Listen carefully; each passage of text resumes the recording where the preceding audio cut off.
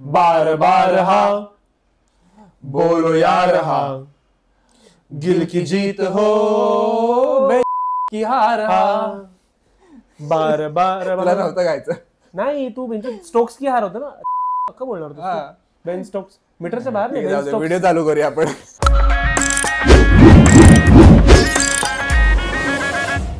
तर आता जी India versus England series सुरू आहे इंग्लंडमध्ये, त्याविषयी आज आम्ही एक गहन चर्चा करणार आहोत मित्रांनो. तर अमेय, तुझ्या मते इंडियाचा सगळ्यात ऐतिहासिक विजय इंग्लंडवरती कोणता राहिलाय, चंपानेरमध्ये भुवनच्या टीमने मिळवलेला सोडून? आय गेस लास्ट जी आपण सिरीज खेळलो तेव्हा लॉर्ड्सवर जी मॅच जिंकलो आपण, तो जी 2-2 ने आपण ड्रॉ केली सिरीज, आणि विराटच्या कॅप्टनशिप मध्ये लॉर्ड्सवर जी मॅच खेळलो आपण आणि ती जिंकलो, ती आय गेस माझ्या मते तरी ती आतापर्यंत सगळ्यात मोठी.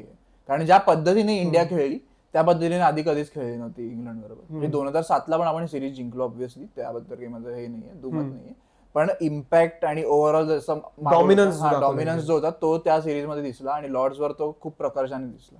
कळलं. ये 60 ओव्हर हिंदी मध्ये मी ऐकलं, नरक की तरह महसूस होनी चाहिए वगैरे. विराट कोहली फील्ड मध्ये 2 भाषांमध्ये ट्रान्सलेट करून, तो तर इंग्लंड मध्ये राहतो ना, तो इंग्लिश मध्ये तेव्हाच बोलतो, प्रॅक्टिस त्याने तेव्हाच केली. ठीक आहे, तुझ्यासाठी कोणतं आहे? माझ्यासाठी आता तू विचार नाही केला मी असा, पण माझ्या मते मी जेवढं क्रिकेट बघितलंय त्यानुसार सेम आहे माझ्यासाठी. 2022 ची सिरीज झाली होती ती, त्या दोघांनी पण सेमच बघितलं, तू जास्त नाही बघितलं. मी 7चं बघितलंय जास्ती, ती जिंकली, पण माझ्या मते तेच मी पण तीच कन्सिडर जे मी बघितलंय त्यानुसार. मला ती सिरीज जास्ती महत्वाची यासाठी वाटते की कारण त्याआधी इंडिया WTC फायनल हरली होती न्यूझीलंड सोबत, आणि त्याआधी बुमराह असं वाटत होतं की बुमराह टेस्टचा बॉलरच नाहीये, असं वाटत WTC फायनलला बुमराह त्याने बॉलिंग केली त्यानंतर, जे आपण न्यूझीलंड सोबत हरलो. त्यानंतर इंडिया इंग्लंडमध्ये राहिली माझ्या 1 महिना ऑलमोस्ट. सो त्या एका महिन्यात प्रिपरेशन टेस्टसाठी किती मॅटर करतं हे त्याचं खूप मोठं उदाहरण आहे. इंडियाने खूप प्रिपेअर केलं चांगलं माझ्यामध्ये, एस्पेशली रोहित शर्मा, KL राहुल, आणि बॅटिंग अजून कोणी चांगली केली असेल ती, मेजरली ह्या दोघांनी जास्त इंडियाची बॅटिंगची धुरा सांभाळली होती. कारण त्या आधीपर्यंत रोहितच्या बॅटिंगवरती विश्वास नव्हता लोकांना टेस्ट मधल्या तरी, अटलिस्ट सेना कंट्रीजमध्ये. सो त्या अख्ख्या पिरियडमध्ये त्यांनी जी काय प्रॅक्टिस केली ते जितकी डिटर्मिंड होते, ती WTC हरल्यामुळे पण असेल, ते अख्खं त्यांनी सिरीजमध्ये दाखवलं. सो मला जेवढं लक्षात आहे, पहिली मॅच इंडियाची ड्रॉ झाली होती, त्यानंतर सेकंड मॅच इंडियाने जिंकली.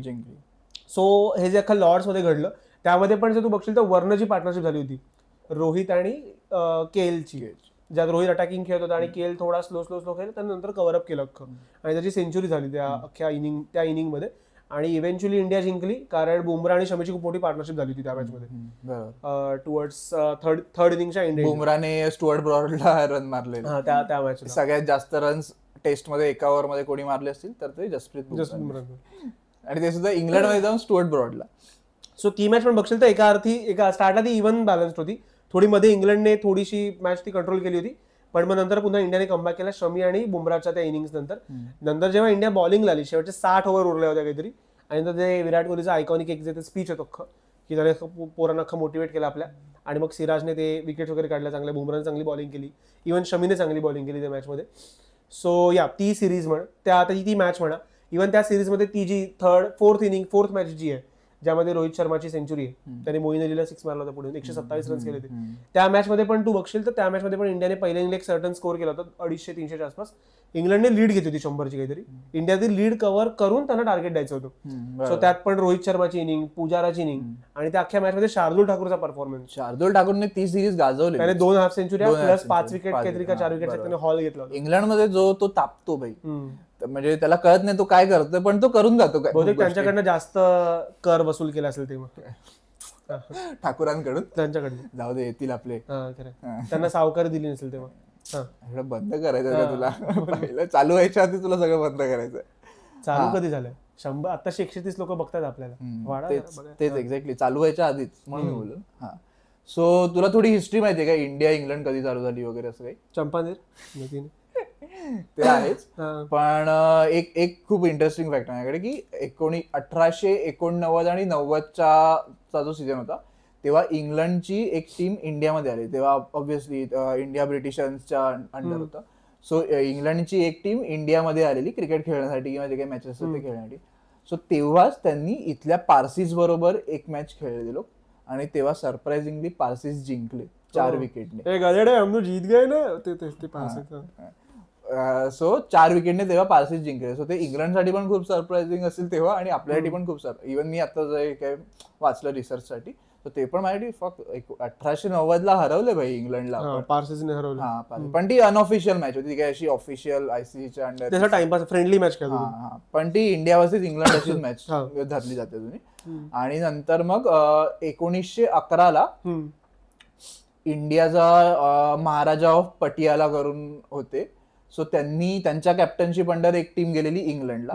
सो ते तिथे जाऊन खेळलेले. त्याचा तेव्हा मला रिझल्ट नाही माहित एक्झॅक्ट हरलेले की जिंकले, पण तेव्हा असा रेकॉर्ड आहे की 1911 एक टीम गेलेली इंडियाकडे. युद्ध वगैरे सुरू झालं असेल, बंद केली नाही पण आणि मग त्याच्यानंतर 1928 प्रॉपर बीसीसीआय फॉर्म झालं आणि त्यानंतर 1932 प्रॉपर पहिली official India versus England test match खेळली गेली. पण जर 32 झाली, 32 इंडिया स्वतंत्र नव्हती, तर मग इंडियातनं जे प्लेयर्स खेळले ते इंडियन होते की इंग्लिश होते? इंडियन होते. ठीक. आणि ती लॉर्ड्सला खेळली गेली. अच्छा. सो इथून ते लोक तिथे खेळायला गेलेले. पण त्या मॅच मध्ये इंडिया हरली असेल. पहिली मॅच इंडिया खूप नंतर जिंकली. पहिली मॅच जवळपास 20 वर्षांनी वगैरे जिंकली. 1952 इंडिया पहिली मॅच जिंकली. हो, आरसीबी हून कोणतरी वाईट खेळलेलं आहे. पहिली मॅच 1952 चेपॉकवर इंडिया जिंकलेली ऑलमोस्ट 20 वर्षांनी. आणि त्याच्यामध्ये फक्त 10 मॅचेस झाल्या, त्याच्यापैकी 4 याचं मला एक्झॅक्ट आठवत नाही, तो स्टॅट आठवत नाही, पण 10 मॅचेसच झालेल्या मध्ये 20 वर्षात. इव्हन कारण त्यावेळी क्रिकेट एकतर फार कमी आणि तेव्हा इंडियामध्ये स्वतंत्र पण नव्हतं, त्यामुळे आणि इंडियाच कमी खेळायची क्रिकेट. पण मग त्याच्यानंतर मग जे चालू झालं ते चांगलेच खेळले, चांगले नाही सॉरी तेव्हा वाईट खेळले. त्याच्यानंतर नंतर 90s नंतर वगैरे जेव्हा सचिन आला, द्रविड आला, त्यानंतर थोडं बेटर व्हायला लागलं परफॉर्मन्स. तेव्हा पण जिंकत नव्हते 90s मध्ये, पण 2002 नंतर 2007 नंतर तिथे जरा एस्टॅब्लिश व्हायला लागलं. इव्हन काल मी सचिन आणि अँडरसनचा एक आता त्यांचं ते नाव आलं अँडरसन, तेंडुलकर अँडरसन ट्रॉफीसाठी. सो त्यांचा स्काय स्पोर्ट्सने एक हे घेतलेला इंटरव्ह्यू घेतलेला. सो त्याच्यामध्ये सचिन बोलला की 90s मध्ये वगैरे एवढं काही हे नव्हतं, दहशत नव्हती किंवा इंडिया वर्सेस इंग्लंड अशी खूप मोठी सिरीज म्हणून बघितली जात नव्हती, कारण की रायव्हलरीज तेवढी तयार होत नव्हती. इंग्लंड आपल्याला हरवायचीच वगैरे. सो मग 2000 नंतर 2002 नंतर 2007 नंतर मग ती रायव्हलरी तयार व्हायला लागली. मग मॅचेस पण वाढायला लागले. मधल्या काळात मॅचेस पण कमी होतात. 3 मॅचची सिरीज असायची, मग ती 4 मॅचची झाली, मग आता ती 5 मॅचची सिरीज झाली. सो ते वाढतच गेलं 2000 नंतर स्पेशली. पण जर तू हिस्ट्री नीट बघायला गेलास ना, तर हिस्ट्रीमध्ये तू बघशील तर इंडिया पहिल्यांदी ती जिंकलेली आहे ह्यांच्या विजय हजारे जेव्हा कॅप्टन होते, विनू मंकड इन्सिडेंट. विनू मंकडने 8 विकेट घेतलेला त्या मॅचमध्ये. त्याचा साल काय होतं साधारण? 1952 चेपॉकॉलिस मॅच. ठीक आहे. त्यानंतर 1961-62 मध्ये इंडियाने पहिली सिरीज विक्ट्री इंग्लंडवरती जिंकली होती. ती आय गेस इंडियाच जिंकली होती. पण त्यानंतर जे आता इंडियासाठी इन जनरल आता ते खूप स्वप्नासारखं बघितलं जातं की जाऊन इंग्लंडमध्ये इंग्लंडला हरवणं. 7 मध्ये आपण जिंकलो, पण 61 नाही फर्स्ट सिरीज विक्ट्री. 71 इंडियाने पहिली टेस्ट सिरीज विक्ट्री इंग्लंडमध्ये जाऊन जे की खूप कठीण आहे. आता जे सगळे बघतात क्रिकेट त्यांना माहिती आहे की इंग्लंडमधल्या कंडिशन, स्विंग जे काय स्विंग जो काय होतो बॉल. सो त्यात अजित वाडेकर आपले कॅप्टन होते. वा, मराठी माणूस. तर ते जिंकले होते. सो त्या सिरीज मध्ये इंडियाने फक्त आतापर्यंत 3च सिरीज जिंकल्यात इंग्लंडमध्ये, 1971, 1986 आणि 2007. पण इंग्लंड पण इंडियामध्ये फार जिंकली नसणार बऱ्यामध्ये. मला एक धोनीच्या कॅप्टन्सी मध्ये सिरीज लक्षात आहे फक्त. पुन्हा हेट्रेड अलर्ट. स्टॅटिस्टिक्स आहेत ना. मी काय खुश झालो का बोलताना? नाही, तू ते वेगळं अंडरलाईन करून सांगतो दरवेळी. धोनी मला लक्षात आहे, मी 96 साली जन्माला आलो. रोहित शर्मा बद्दल तू काय आतापर्यंत 28 तर 28 वर्षांच्या आयुष्यात ते बघितलंय. धोनीच्या कॅप्टन्सीमध्ये इंडिया हरली. ठीक आहे. न्यूझीलंडचा विचार तुम्ही म्हणा, रोहितच्या कॅप्टन्सीमध्ये इंडिया हरली बोलेन. ते सगळं तुला चालतं की 12 साल में एक बार तो चलताय वगैरे. ऍटिट्यूड आहे ना भाई, ऍटिट्यूडचा पैसा आहे ना भाई. त्याने जेव्हा ट्रॉफी जिंकली माझा पॉईंट हा की फक्त आतापर्यंत 3दाच जिंकू शकतो आपण इंग्लंडमध्ये. पण ते कठीणच वाटतं मला. कुठल्याही टीमला बाहेरच्या देशातून जिंकणं कठीण वाटतं. इव्हन इंडिया पण फार लोक जिंकली नाहीयेत. जर तू सिरीज बघशील तर न्यूझीलंड तर माझ्या आता जिंकली आहे, आणि त्याच्या आधी ऑस्ट्रेलिया जिंकली असणार आहे माझ्यामध्ये. तर 4 आणि 5च्या मध्ये सिरीज मध्ये जिंकली होती, आणि 12ला इंग्लंड जिंकली इंडियातून धोनीच्या कॅप्टन्सीमध्ये असताना. परत पुन्हा तो धोनी ठीक आहे आपण जाऊ दे. तर त्याआधी इंडिया 14 सिरीज हरली होती माझ्यामध्ये.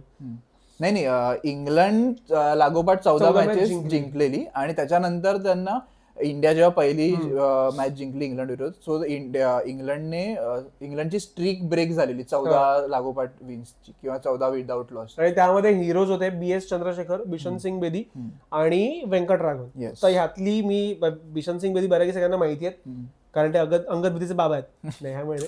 ते बऱ्याचशा BCCI ला सर्व पण केलं त्यांनी ऍज अ प्रेसिडेंट आणि हे सगळं. पण BS चंद्रशेखर खूप इंटरेस्टिंग स्टोरी आहे. त्यांचा एक हात डावा हात जो तुझा बेसिकली फॉलो थ्रू साठी असतो. मॅचचाच स्पिनरचा फॉलो थ्रू ग्रेट नसतो, पण तुला काहीतरी लागते तुला रिकव्हरी, म्हणजे तुझ्या त्या फोर्सला स्पिन बॉल टाकण्याच्या. BS चंद्रशेखर यांच्या डाव्या हाताला पोलिओ होता. अच्छा, ओके. सो हा, त्यांच्या डाव्या हाताला पोलिओ, त्यांनी 60 मॅच वगैरे काहीतरी केले, 228-230 काहीतरी विकेट घेतले त्यांनी. आणि BS चंद्रशेखर टू ऍक्शन जर तुम्ही बघाल तर ती दिग्वेश राठीची आता ऍक्शन आहे ना, ती त्यांची ताकदली ऍक्शन होती. सो त्या ऍक्शनला तू करायचं का? ते हाती थोडं लिहायला विसरले, ते त्याने लिहिलं असेल, तर त्यांचं लिहित असेल BS चंद्रशेखरांनी यांची विकेट काढली म्हणून लिहित असेल. तर त्यांनी त्या काळात पोलिओ, त्यांच्या हाताला पोलिओ होता आणि सिलेक्शन झालेलं टीम, त्यांचं सिलेक्शन, कारण ट्रिकी बॉलर होते त्या काही. त्यांना बाउन्स मिळायचा प्रॉपर. तू त्यांची बॉलिंग दिवेश साठी कशी टाकतो तशी सेम ते बॉलिंग टाकायचे, सॉरी हा सेम टाकतो तशी ते टाकायचे बॉलिंग. आणि त्यांनी त्या सिरीजला त्यांची ही इज द रिझन देशाला अनिल कुंबळे मिळाला, because he was an inspiration for all of them. त्यानंतर जे काही एक्सपिरियन्स आले इंडियामध्ये. सो BS चंद्रशेखर त्यांची स्टोरी खूप इन्स्पायरिंग आहे.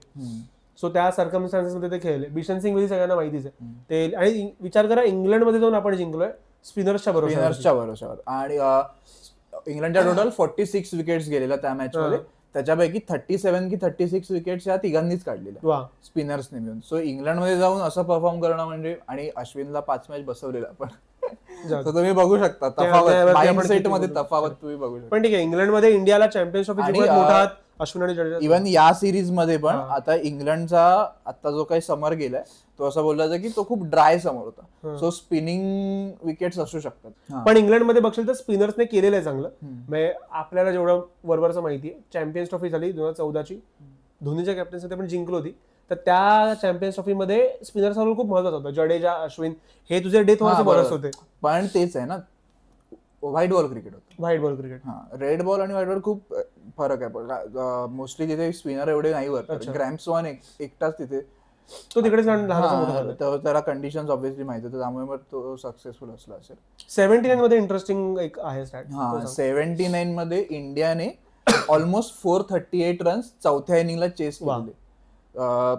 त्यामध्ये गावस्करांनी 221 रन्स मारलेले आणि इंडिया फक्त 9 रन कमी पडलेली. आणि दिवस संपलेला. 8 विकेट्स वगैरे आपल्या पडलेल्या आय गेस. आपण गावस्कर एका साईडला उभे होते आणि तेव्हा दिलीप वेंगसरकर आणि चेतन चौहान यांनी पण हाफ सेंचुरीज टाकल्या, त्यामुळे इंडिया तिथपर्यंत पोहोचू शकलेली. आणि ऑब्व्हियसली गावस्करांचे 221 रन्स. सो पण मग गावस्कर जेव्हा आउट झाले त्यानंतर मग तेच कोलॅप्स झाला पूर्ण आणि मग ते तेवढं सस्टेन नाही करू शकले. सो 9 रन्सने फक्त आपली ती जिंकायची राहिलेली. मग ती आतापर्यंतची ग्रेटेस्ट विक्टरी असते. पण ती इन जनरल आता मानली जाते की ती खूप मोठी मॅच होती आणि गावस्करांची ती one of the best inning होती. की 438 रन चेस करणं म्हणजे खूप कठीण, खूप मोठी गोष्ट. आणि तेव्हा त्या बॉलर्स समोर वगैरे तर खूप कठीण. आणि अजून एक स्टॅट आहे माझ्याकडे कपिल देवचा. कपिल देवने एडी हेमिंग्स करून त्यांचा एक बॉलर, त्याला फॉलो ऑन अवॉइड करण्यासाठी लागोपाठ 4 6 मारलेले आणि ते सुद्धा 9 विकेट पडलेले असताना. ते तो माइंडसेट पुन्हा मला तिथे दिसतो की भाई काही झालं तरी. मला हा दिसला होता आता हल्ली आकाशदीप मध्ये, ऑस्ट्रेलियामध्ये फॉलो ऑन अवॉइड करायचं होतं, तरी 2 का 3 6 मारले. विराट कोहलीने जे काही सेलिब्रेट केलं, मॅच जिंकलो आपण, सिरीज जिंकला, त्याने फॉलो ऑन अवॉइड करतो. तो आणि गंभीर खुश होते. आणि इव्हन सचिनची पहिली टेस्ट सेंचुरी पण इंग्लंडमध्ये आलेली 1990ला ओल्ड ट्रॅफर्ड मध्ये 119 रन मारलेले. तेव्हा पण त्याने मॅच वाचवलेली. ऑलमोस्ट इंडिया 183 फॉर 6 होती, त्यानंतर सचिन उतरलेला तेव्हा त्याने सेंचुरी मारलेली 119 रनची. सो नाहीतर ती पण मॅच ड्रॉ झाली. करेक्ट. नाहीतर ती पण मॅच गेली असती इंडियाच्या हातातून. इव्हन इंडिया इंग्लंडच्या रायव्हलरी बद्दल आता आपण बोलतो, तर इंडिया इंग्लंड सिरीज मधनं युजली आपल्याला खूप मोठमोठे हिरोज मिळालेत. म्हणजे इफ माहिती असेल तर 95-96 जो दौरा होता त्यात इंडियाला द्रविड आणि गांगुली मिळाले होते. दोघांचा लॉर्ड्सचा डेब्यू आहे आणि सेंचुरी गांगुलीची. द्रविड किती 95 का 96 ला आउट झाला. सो ही सिरीज नेहमी क्रुशल ठरलेली आहे. आणि आता पण जर आपण बघायला गेलो, आता नवीन टीम चाललेली आहे बऱ्यापैकी. सो आता पण यू नेव्हर नो की फ्युचरचा बेस इथून ठरेल. इव्हन गिलने त्या दिवशी सिरीज चालू व्हायच्या आधी स्टेटमेंट पण दिलेलं की तुम्हाला ऑगस्ट पर्यंत कळेल की आम्ही काय माइंडसेटने घ्यायचं ते. आणि हरलं की काय बोलेल ते थोडा माइंडसेट चुकला आमचा. गंभीर बोलू शकतो, गिलचं माहित नाही, गंभीर बोलू शकतो. आणि 2014ची जी सिरीज झालेली त्याबद्दल 14च्या आधी आपण 2002च्या सिरीज वरती येऊया माझ्यामध्ये. अच्छा, ओके. मग थोडं आपण लाईन मध्ये 2002 मध्ये जी सिरीज झाली होती, सो इंग्लंड जसं नेहमी राहिलं तसंच आहे, बॅटिंगसाठी खूप डिफिकल्ट राहिलेलं. सो इंडियाने त्या एक स्ट्रॅटेजी त्यांनी युज केली होती. मला लक्षात आहे हेडिंगले मध्ये एक मॅच होती, मी ऐकलंय हे, हेडिंगले मध्ये मॅच होती आणि इंडियाचा टॉप ऑर्डर कोलॅप्स होणारे वाटत होतं सगळ्यांना. सो इंडियाने संजय बांगरला वर पाठवलं होतं आणि बांगर आणि सेहवागने ओपनिंग केली होती आणि बांगर झोपला होता पिचवरती. माझ्यासोबत सेहवाग ज्या स्ट्राईक रेटला खेळतो सरण त्याच्या थोडा कमी खेळत असतात आणि बांगरवर 100 बॉल 12-13 आणि त्याने ती होल्ड केली. आणि इंग्लंडमध्ये ते असतं, असं म्हणतात इंग्लंडमध्ये की दिवसाच्या कुठल्याही फेजमध्ये बॉलर आउट नसतो त्या गेममधनं. म्हणजे जसं की ऑस्ट्रेलियामध्ये असतं की 90 ओव्हर जर दिवसाचा गेम आहे, जर तू 30 ओव्हर खेळलास तर 30 नंतर बॅट्समॅन्स कॅन डॉमिनेट. इंग्लंडमध्ये तसं नसतं. पण हेडिंगले त्यांनी तो त्यांनी किती फेज काढून घेतली आणि त्यानंतर इंडियाने त्या सिरीजमध्ये जी बॅटिंग केली दॅट इज खूप द्रविडचं जर तू बघशील, द्रविडने मला जेवढ्या लक्षात आहे 2 सिरीज आहेत, एक 2ची सिरीज आहे आणि 11ची सिरीज. 7 मध्ये पण तो कॅप्टन होता, तो डिसेंट चांगला खेळला होता पण तेवढा रिमार्केबल नव्हतं. त्याने 2 मध्ये 600 रन्स केले होते. इव्हन त्याने 11 मध्ये 4 सेंचुरीज मारल्या होत्या त्या सिरीजमध्ये. सो 2002च्या सिरीजमध्ये तू बघशील तर इंडियाने ती सिरीज ड्रॉ केली होती. 4 मारले की 3 मारले? द्रविड कोणत्या 2011ला 4 मारले. सो 2002 मध्ये तू बघशील तर ती सिरीज इंडियाने 1-1 ड्रॉ केली होती इंग्लंडमध्ये. सो ती खूप रिमार्केबल गोष्ट आहे माझ्या मते. त्यात सचिनच्या सेंचुरीज आहेत, 2 सेंचुरी सचिनच्या आहेत, 3 द्रविडच्या आहेत. बांगरला का पाठवलेलं ते पण सांग जरा. बांगरला कारण त्यांना विकेट टाकायचं त्यांचं की कोणीतरी लूज विकेट जाऊ दे. जसं आम्ही कधी आम्ही खेळताना आम्हाला पाठवतो, आम्ही जासो खेळून मग आम्ही खुश होतो, पण त्याला माहिती तो वाईट. आणि बांगर आता कोच होता, इंडियाचा बॅटिंग कोच होता. तुझ्याबद्दल काही नाही बोलतो, घाबरू नको. बांगर बद्दल बोलतो तर बांगर आणि आता बॅटिंग कोच इंडियाचा. पण तेच आहे, कोच आणि बॅट प्लेअर चांगला असण्याचा काही संबंध नसतो. जॉन बुकॅनन ऑस्ट्रेलियाचा कोच, तो 4 मॅच तू दोन्ही नाही होऊ शकत. History will tell you. काय गेल काय म्हणाला, ऑगस्ट महिना सांगेल तुला ऑगस्ट महिना सांगेल कुठल्या सालचा त्याने सांगणार मी. पण ठीक आहे. तर बांगरला त्यावेळी त्यांनी, तर त्या सिरीजमध्ये तू बघशील एक अशी इनिंग आहे इंडियाने 628 रन्स केलेत, त्यामध्ये गांगुली, द्रविड आणि सचिन तिघांच्या सेंचुरी. एकाने काहीतरी 193 मारलेत, एकाने 148 मारलेत, एकाने 123 मारलेत. सो इंडिया जे असं माझं नेहमी म्हणणं असतं की इंडियाची जी बॅटिंग प्राउवेस जो इंडियाचा राहिलेला आहे, बॅटिंग स्किल जे आपण म्हणतो, ते इंडियाने त्या काळात खूप दाखवलेलं आहे. हे जेव्हा खेळायचे लक्ष्मण वगैरे, लक्ष्मणसाठी इंग्लंड फार भारी नाही राहिलंय कधीच. पण लक्ष्मण मोलव ऑस्ट्रेलिया मध्ये जाऊन डॉमिनेट करायचा प्रॉपर, त्याचं ते लेग लान्स वगैरे जे काही खेळायचा, मनगटी खेळ त्यांचे दाखवायचा, तो ऑस्ट्रेलिया आणि इंग्लंडमध्ये आपल्या इंडियामध्ये खूप कमाल केली. सो त्या काळच्या प्लेयरची बॅट्समनशिप खूप वाखाणण्याजोगी आहे जसं आम्ही म्हणतो त्याच्या भाषेत. सो त्यांनी त्या काळात खूप दाखवलं ते की बॅटिंग कशी केली जावी एलियन कंडिशन्स मध्ये. त्यानंतर 2007ची सिरीज येते ज्यामध्ये द्रविड कॅप्टन होता आणि इंडियाने ती सिरीज 2007ची सिरीज कधी जिंकलेली मला आठवते. कधी 2007चा वर्ल्ड कप झाला आणि लवडे लागले इंडियाचे, जे काही घरांवर दगडफेक झाली, धोनीचे पोस्टर जाळण्यात, just Indian fans regular traditions प्रेम त्यांचं. त्यानंतर इंग्लंडमध्ये जाऊन टेस्ट सिरीज जिंकणं आणि प्लस तो वाला डिसिजन पण होता की द्रविड, सचिन आणि गांगुली आता T20 वगैरे नाही खेळणार आहेत, आणि ह्या सगळ्यामध्ये जाऊन इंग्लंडमध्ये टेस्ट सिरीज जिंकणं हे खूप मोठं अचीव्हमेंट आहे तरी. आणि कसं सांगू, सचिन त्यावेळी फॉर्म मध्ये नव्हता, आपला वर्ल्ड कप मध्ये त्यावेळी फॉर्म मध्ये नव्हता. सो तिथे जाऊन त्याचं खेळणं वगैरे, तो जो बॅकड्रॉप होता त्या सिरीजला तो खूप मोठा होता. आणि इव्हन त्या सिरीजमध्ये जर आता लोकांना जेम्स अँडरसन खूप मोठा बॉलर म्हणून माहिती आहे, तर 7ला जेव्हा इंडिया तिकडे गेली होती, झहीर खान हा खूप मोठा बॉलर होता. झहीर खानची एक तर पोझिशन जी असते हाताची, तो बॉल लपवतो वगैरे. सो अँडरसन बोलला पाहिजे की त्याच्या बऱ्याच ट्रिक्स किंवा बऱ्याच तो गोष्टी झहीर खानकडनं त्या सिरीज मध्ये शिकलेल्या. खास करून ती बॉल लपवण्याची जी स्किल आहे ती त्याने प्रॉपरली अंडरलाईन करून सांगितलं की मी ही झहीर खान कडूनच शिकलोय. कारण की आधी कोणीच नाही, आधी कोणाकडे असं बघितलं नव्हतं की तो बॉल लपवून आणतोय वगैरे. नाही आणायचं बॉल लपवून, पण तो झहीर खान कडून नोटीस झाला, अँडरसन नोटीस केलं. इंग्रजांनी पुन्हा तेच केलं, आपल्याच माणसाकडनं आपल्या गोष्टी घेतल्या आणि आपल्यावरच वापरल्या. अँडरसनचं काल सचिन सांगत की तो रिव्हर्स स्विंग पण रिव्हर्स करायचा. म्हणजे मला एक्झॅक्ट कळलं नाही तो काय म्हणतोय, पण त्याचं असं म्हणणं होतं की रिव्हर्स स्विंग मध्ये, नॉर्मल स्विंग मध्ये तुझं ज्या बाजूला शाईन नाहीये, जी बाजू खडबुडीत आहे, ती बाजू त्या बाजूला बॉल स्विंग होतो आणि रिव्हर्स स्विंग मध्ये असं असतं की ज्या बाजूला शाईन आहे त्या बाजूला बॉल स्विंग होतो. पण अँडरसन असं करायचा की तो मनगटाची पोझिशन जी आहे ती उलट्या बाजूला असायची त्याची. म्हणजे जर खूप कन्फ्युजिंग का बॉलर बनू शकला नाही याचं कारण तुम्हाला कळलंच असेल. डकवर्थ लूज सारखं आहे. पण सचिनचा जो व्हिडिओ जाऊन बघा तुम्ही त्याच्यात त्याने समजा रीडिंग करण्यासाठी सोपा नव्हता म्हणून त्याने बोलला असेल. तो हे पण बोलला की हे अँडरसनला पण कदाचित माहित नसेल की मी पण असं टाकतो मला नव्हतं. तर 7 नंतर आपण 11च्या सिरीज वरती 11-12 बोल नाही बोल नाही. तर 11ची सिरीज झाली. इंडिया 4-0 हरली होती. India world cup. अच्छा बाय द वे बघा 7चा वर्ल्ड कप इंडिया हरली 50 ओव्हरचा. इंडिया तिकडे गेली आणि जिंकली. 11चा वर्ल्ड कप इंडिया जिंकली मग तिकडे गेली. आणि तो माझ्या धोनीसाठी खूप महत्वाची सिरीज. धोनीसाठी असं नाही इंडियन क्रिकेटसाठी खूप महत्वाची सिरीज होती. कारण इंडियाने जस्ट वर्ल्ड कप मारला होता आणि आता ते असं नाही ऑस्ट्रेलिया एक वर्ल्ड कप जिंकली आणि ऑस्ट्रेलिया सगळ्यांना सपाटा लावला सगळ्यांचा. सो तो इंडियाकडनं मिस झाला चान्स माझ्यामध्ये. मे बी त्यावेळी इंडिया तेवढी प्रिपेअर्ड नव्हती अँडरसनसाठी ब्रॉडसाठी. आणि तो वर्ल्ड कप इंडियामध्ये पण होता ना. ते खूप मोठा फॅक्टर होतं की जर तो इंग्लंडमध्ये असला असता तर मग आपण बोलू शकलो असतो की हा भाई जरा हे. पण इंग्लंडमध्ये जाऊन खेळणं कधीही कठीण वाटतं मला. त्या सिरीजमध्ये इंडियाची बॅटिंग मेजरली फेल्युअर होती माझ्यामध्ये एक्सेप्ट फॉर राहुल द्रविड. राहुल द्रविडने त्या 4 मॅचेसमध्ये 4 सेंचुऱ्या मारलेल्या आहेत. आणि त्या मॅच मध्ये तू बघशील तर सचिनला बऱ्यापैकी उघडला होता. आणि सचिनचा प्रॉब्लेम त्या काळात हा झाला अँडरसनने खोललं. हा तर त्या काळात झालं सचिनची 100वी सेंचुरी होती की ती एक्साइटमेंट सगळ्यांना खूप जास्त होती. सचिनची 100वी. त्या प्रेशरमध्ये इंडिया सचिन त्या प्रेशरमध्ये खूप होता. त्या सिरीजमध्ये लक्षात ब्रॉडने हॅट्रिक पण घेतली होती पहिल्याच मॅचमध्ये. आणि इंग्लंडने जी बॅटिंग केली होती म्हणजे कुक पासून पीटरसन पासून स्ट्राउस पासून सगळेच त्यांनी ज्या स्ट्राउस होता सिरीजमध्ये होता. सो त्यांनी जी बॅटिंग केली होती इव्हन त्या सिरीजमध्ये असं होतं की खाली मॅट प्रायर उतरायचा. सो मॅट प्रायर हा विकेट किपर आहे त्यांचा. आणि मॅट प्रायर सोबत त्यांचा जो लोअर ऑर्डर खेळायचा स्पेशली टीम ब्रेस्नन म्हण किंवा ब्रॉड म्हण. होता का त्या साईड बॉटम 2007च्या सिरीजला होता. सो तेव्हा तू बघशील ब्रॉड म्हण स्वान म्हण हे सगळे जे हँडी प्लेयर्स होते बॅट्समन म्हणून. सो ते सगळे पण खूप भारी खेळायचे. सो ती अख्खी सिरीज इंडियाने इंग्लंडने तर मॅचेस प्लॅन केली होती आणि इंडियाला त्यांनी अख्खा खोलला होता. नाही ब्रॉडने तर प्रॉपर इंग्लंडला मॅचेस जिंकवल्या बॅटिंगवर इव्हन टेस्ट मध्ये आणि ओडीआय मध्ये पण त्याने. सो आणि त्याच्यानंतर मला झालं तुझं 2011चं झालं. 11चं बऱ्यापैकी त्यांनी क्लिनिकल डिस्प्ले होता त्यांचा. तर आणि इंडिया क्लूलेस होती त्या सिरीजमध्ये अख्खी. म्हणजे मी इंडियाला एवढं क्लूलेस क्रिकेट खेळताना कधीच नाही बघितलं. पण इंडिया मला इंग्लंडमध्ये थोडी वाटतेच क्लूलेस. इंडियाने 18 मध्ये बरं केलंय 22 मध्ये पण बरं केलंय.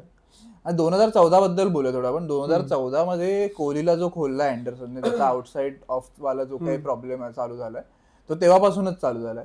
सो ऑलमोस्ट त्याने त्याला किती वेळा 10 इनिंग मध्ये त्याला 4 वेळा वगैरे आउट केलं अँडरसन. आणि रन्स पण नाही जास्त.